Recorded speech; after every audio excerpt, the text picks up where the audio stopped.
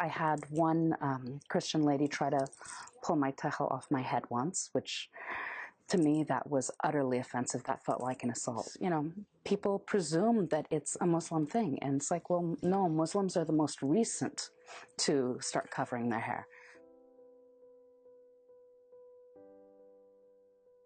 Some teenagers started running towards us and wanted to pull our headscarves. And this guy came and told us, oh, why are you wearing this kind of thing here in the US? You're in the US, you should be hot. And I looked at him like, you know, like it's none of your business kind of look. I mean, you see it in the news where you see the Sikh, members of the Sikh religion, they're getting persecuted too. You know, they're getting their temples vandalized, and they're getting their turbans taken off at airports, which is disrespectful in their religion. Fatima was my best friend when I was 13, 14, 15, and 16. And she was an observant Muslim. And her parents hated that she and I were friends because they were scared.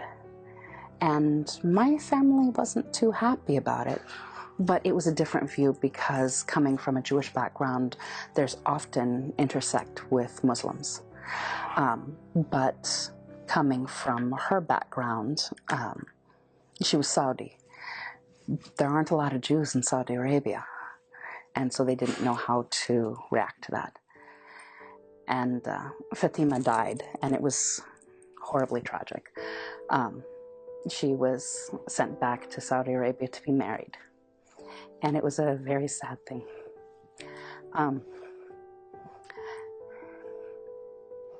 But a lot of people don't understand.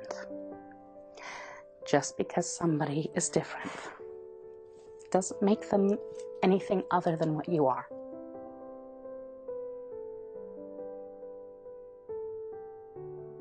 I fear for myself. Sometimes I like to go out for a drive late at night, or I drive to LA twice a week. I am concerned for my own safety as well.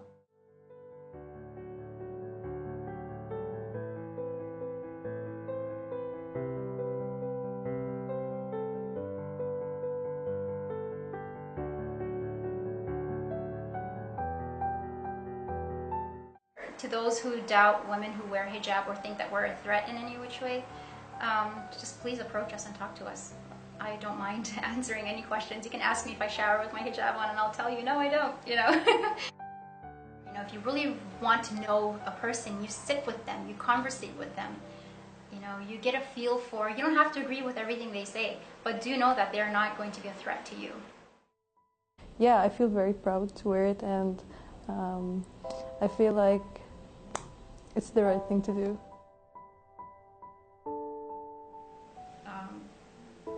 I'm not going to be a threat to you. I enjoy living in this country. I want to have the same freedoms as everybody else. I want to have the freedom to practice my religion. I want to have the freedom to wear or not wear my headscarf.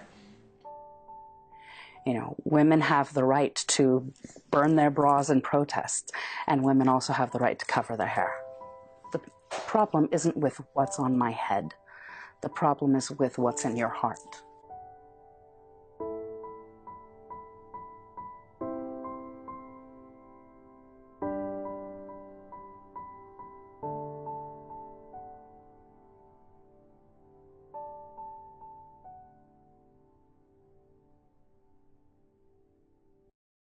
I know.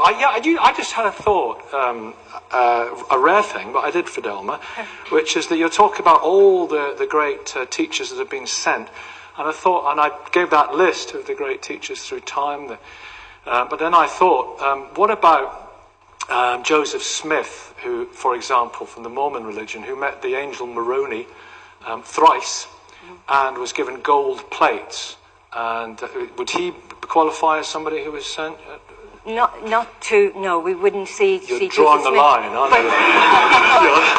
But we would say that he's an inspired person. But he wasn't sent. But not as a manifestation of God. There are well, how can you tell? How can you tell? I guess this is where Baha'u'llah just says, investigate truth for yourself. Just go out, look into it with a searching eye, with a scientific approach. And I loved what Peter had said, you know, that the thing that puts people off religion is when the dogma and teachings are being shoved down your throat, whereas what we've been asked to do as mature individuals is search out truth for ourselves. Indeed, so Baha'u'llah, was he the last prophet? Because it kind of get, you know that hand game, I used to play it with my grandfather, the hand game like that, as to who's the last prophet. The latest but not the last is how... The latest but not the last in this progressive line. Just like educators in a school. I'll be with you, Amina, in a second. Kate Smithwick, very quickly. Well, firstly, I just want to take issue with one thing that you say, Fidelma, which is, you know, religion as a progressive force. You know, the fact is there are a handful of occasions, and literally a handful, when religion historically has done something progressive, but there are absolutely overwhelming numbers of examples where religion has been a force against progressiveness, and we live in a world where there's lots of homophobia out there. A lot of it is religiously motivated. There's a lot of negative attitudes towards things like women's reproductive rights, and they have a huge negative effect on millions and billions of women around the world, and they're driven by religion. Now, actually what Susie says is right, is that if you look at these religions in any detail, they are not all compatible. It's absolutely impossible to sit there and go, well, no, I think we all believe in the same God, but of course you practice it in a way which means gender apartheid, which means homophobia, which means taking rights away from people. And it's not okay. When you look at all of these things and how incompatible they are, either there's one true God, or what we've seen is the same kind of delusions occurring in lots of different places, in lots of points around the world, and what we should do is accept that they are delusions and move on in a humanist way with progressive social values. Right. All those great teachers, though. I won't ask you about L. Ron Hubbard, though. I think we probably wouldn't include him. Amina, Muslim Council of Britain, you converted from Christianity to Islam. Why do you believe Islam is right? Is it the true religion? To me, yes. Yeah. Yes, it is. Right. I was brought up as a Christian, loved the teachings of the Bible, but I'm also very much a pragmatist. I like to have things proved to me before I will follow them. So I was looking for the truth. And I had a friend who was Muslim, and she told me about the Quran. I was looking into the Quran, and there were lots of so many scientific facts in the Quran, which was written 1400 years ago by an illiterate guy in a desert. I couldn't deny that it was the truth. These were things that they wouldn't have known then. So that a lot of stuff was written by a lot of that stuff was written before by Galen and people like that for the ancient Greeks, but he might not have heard that. He wouldn't have known that anyway. So even if that was the case, merchant routes maybe would have. Even if that was the case, there would be no way that he would have been able to have access to this.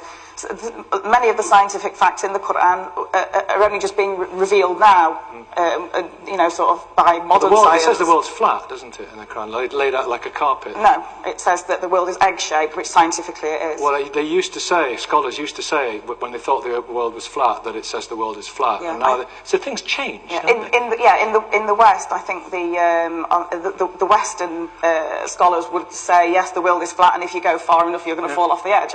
What's the clincher for you? What's the clincher? For being a Muslim? Yeah. I can ask any question of Islam, and it will give me a logical and scientifically proven answer. But I think very much in this debate, the essence of faith is, I think personally that Islam is correct. Other people, of course, will debate that with me and disagree with me. And that's the beauty of religion, and that we must absolutely be tolerant of other religions or non-religions, because very much we talk about religion, we forget about people's beliefs in non-religion. So, for example, if someone's a capitalist or a but whatever, beliefs have changed with science, and now most of the modern religions accept science. They accept evolution. They accept the science. They accept all those things because they've really got no choice, have they?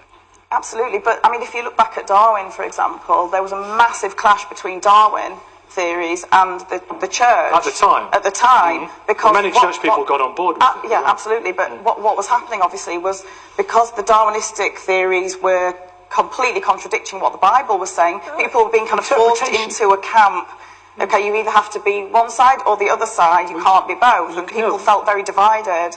It's not the case now, though, isn't it? Most of the churches do it. So, Kate, do you want to come back here? Well, yeah, I mean, first of all, this idea that something in the Quran is somehow proves and has been proven by science. I mean, firstly, it's just not true. There are verses that contradict other parts of the